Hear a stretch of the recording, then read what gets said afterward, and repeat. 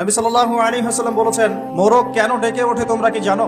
সাহাবীরা বলছেন, আল্লাহ এবং তার রাসূল ভালো জানেন। রাসূল সাল্লাল্লাহু আলাইহি ওয়াসাল্লাম বলেছেন, যখন ফজরের ওয়াক্ত হয় তখন তোমরা শুনবে মোরগ ডেকে ওঠে। ডেকে ওঠে না? নবী সাল্লাল্লাহু আলাইহি ওয়াসাল্লাম বলছেন, এই মোরগ আল্লাহ পাকের রহমতের ফেরেশতাদেরকে দেখতে পারে। বলে সুবহানাল্লাহ। অতএব তোমরা তখন এই দোয়া পাঠ করো, আল্লাহুম্মা ইন্নী আসআলুকা মিন ফাদলিক। কি দোয়া? আল্লাহুম্মা ইন্নী আসআলুকা মিন ফাদলিকা। এই দোয়াটা পড়বেন সকালবেলা। তো যে রহমতের ফেরেশতা একটা মোরগ দেখতে পাচ্ছে, আমি দেখতে পাচ্ছি না, তাহলে আমার দৃষ্টির সীমাবদ্ধতা জানান দিচ্ছে একটা মোরগ।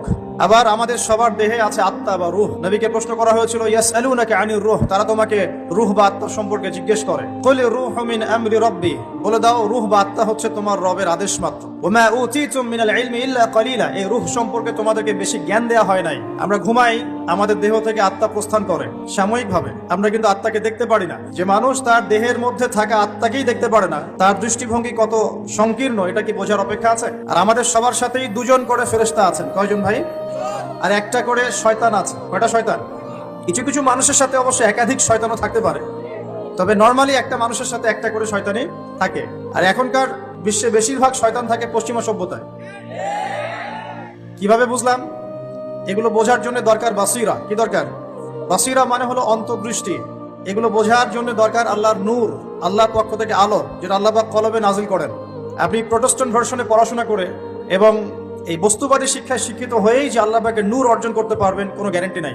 আল্লাহ পাকের নূর অর্জন করতে হলে আগে আল্লাহ পাকের হুকুম আহকাম ঠিক মতো মেনে চলতে হয়, হালাল রিজিক খেতে হয়, হৃদয়টা মানে কলবটাকে পরিচ্ছন্ন করতে হয়, কলবের মধ্যে কোনো রকম হিংসা বিদ্বেষ রিয়া অহংকার থাকা যায় না। এর উপর বেশি বেশি কোরআন তেলাওয়াত করতে হয়, কবর জিয়ারত করতে হয়, মৌতকে স্মরণ করতে হয়, আল্লাহর জিকির বাড়িয়ে দেওয়া লাগে, ফরজ ওয়াজিবের পাবন্দ হতে হয়, সুন্নত মুস্তাহাব ধরে রাখতে হয় এবং আল্লাহর নূরওয়ালা মানুষদের সাথে চলতে হয়। তখন আল্লাহ পাকের পক্ষ থেকে কলবের মধ্যে নূর আসে। যখন আপনার কলবে আল্লাহর পক্ষ থেকে নূর আসবে, আপনিও বুঝতে পারবেন যে সত্যিই আসলে জগৎটা কেমন আর কি হচ্ছে এই পৃথিবীতে। না হলে বস্তুবাদী চোখ দিয়ে আপনি যদি দেখেন, তাহলে মনে হবে যে মাশাআল্লাহ আমরা উন্নতি অগ্রগতির স্বর্ণ শিখরে যাচ্ছি।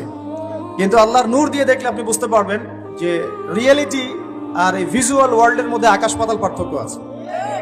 আজকে খুব ভালো লাগছে যে আমি শিক্ষিত সমাজে কথা বলছি, এরকম সমাজই আমি প্রত্যাশা করি। কিন্তু দুর্ভাগ্যজনক, ওয়াজ মাহফিলে সবসময় এমনটা হয় না। ওয়াজ মাহফিলে যেটা হয়, এমন একজন এসেছে যিনি আলেম, আবার এমন একজন এসেছেন যিনি আলিফ বা তাসাও পড়তে পারে না। একজন এসেছে নামাজও পড়ে না কখনো, আর একজন এসেছে মাশাআল্লাহ তাহাজ্জুদ গোজা।